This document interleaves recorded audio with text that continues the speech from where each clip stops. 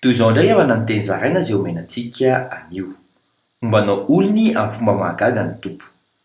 Isy famantarana lehibe asehon'Andriamanitra aminao olony.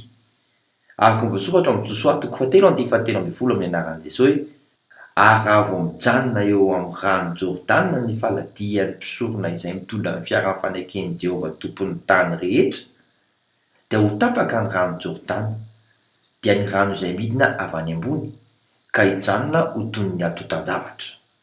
Mba hahafantaranao fa velona izy sady ady ho anao eo anatrehan'ny fahavalo. Araka ny voasoratra ny Josoa 7:20 amin'ny anaran'i Jesosy hoe dia hoy Josoa, izao no hahafantaranareo fa eo aminareo Andriamanitra velona.